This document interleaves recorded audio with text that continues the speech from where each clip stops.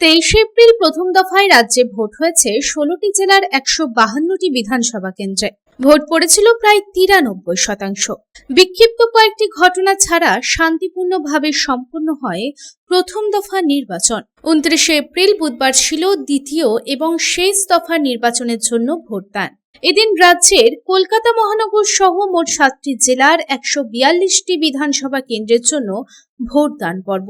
এদিন সকাল থেকেই বুথে বুথে ছিল ভোটারদের লম্বা লাইন। এদিন সকালে শান্তিপূর্ণভাবেই চলে ভোটদান।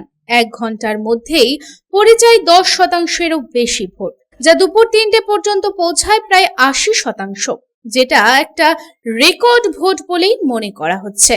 এদিন বিক্ষিপ্ত কয়েকটি ঘটনা কলকাতা সহ বিভিন্ন বিধানসভা কেন্দ্রে দেখা যাচ্ছে, তবে দুপুর 4টে অবধি রাজ্য জুড়ে কোনো প্রাণহানির ঘটনা ঘটেনি।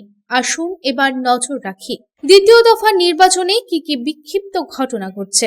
এদিন নদিয়া জেলার ছাপড়া বিধানসভা কেন্দ্রে বিজেপি প্রার্থী সৈকত সরকারের এজেন্ট মোশাররফ হোসেনকে মারধর করে মাথা ফাটিয়ে দেওয়ার অভিযোগ ওঠে। আবার এদিনই নদিয়া জেলার তেহট্টে ভোটারদের বাঁশ দিয়ে মারধর করার অভিযোগ আনা হয় তৃণমূল কংগ্রেসের বিরুদ্ধে। আবার দক্ষিণ 24 পরগনার বাসন্তীর কাঁঠালবেড়িয়ায় বিজেপি প্রার্থী বিকাশ সর্দারের গাড়ি ভাঙচুর করার অভিযোগ আনা হয় তৃণমূলের বিরুদ্ধে। পূর্ব বর্ধমানের গলসিতে শান্তিপূর্ণভাবে ভোটারদের ভোটদান করার লক্ষ্যে ভোট কেন্দ্রে জমায়েত থাকা সমর্থক ও কর্মীদের ওপর লাঠিচার্জ করতে দেখা যায় কেন্দ্রীয় বাহিনীকে।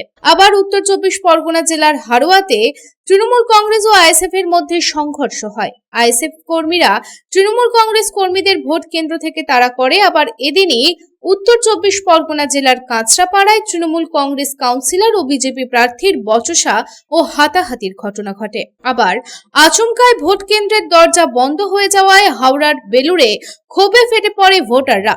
তারপরেই বিক্ষোভ দেখা যায়। এদিন ভোট চলাকালীন নদিয়া জেলার শান্তিপুরে বিজেপি ক্যাম্প অফিসে ভাঙচুর করার অভিযোগ ওঠে তৃণমূল কংগ্রেসের বিরুদ্ধে। আবার হুগলির চুচুড়ায় কারবালায় তৃণমূল কংগ্রেস ফরওয়ার্ড ব্লক ও বিজেপির ক্যাম্প ভেঙে দেওয়ার অভিযোগ কেন্দ্রীয় বাহিনীর বিরুদ্ধে।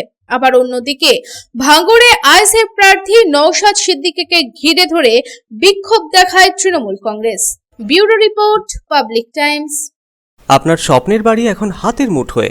বাঁকে বিহারী ধাম 2 নম্বর জাতীয় সড়কের পাশে গোপাল মাঠের মোহনপুর মৌজায় এই পরিবেশ বান্ধব 150 বিঘের টাউনশিপে থাকছে নানান ধরনের প্লট, থাকছে ডিউপ্লেক্স, বাংলোর উপযোগী প্লট। বাঁকে বিহারী ধামের আবাসিকদের জন্য থাকছে jogging area, swimming pool, garden, মন্দির, ক্লাব হাউস, হাসপাতাল, কমার্শিয়াল মার্কেটের মতো অত্যাধুনিক সুযোগ সুবিধে। বাঁকে বিহারী ধাম থেকে মাত্র 5 মিনিটে পৌঁছে যাবেন অন্ডাল বিমানবন্দরে। তাই আর দেরি না করে যোগাযোগ করুন। Site office Banke Bihari Dham, Gopalmath, Durgapur 17। Mobile number 7908363651 অথবা যোগাযোগ করুন আমাদের প্রধান কার্যালয় A/24 Bansra road, Rambagan, Searsole, Raniganj. Mobile number 7908363651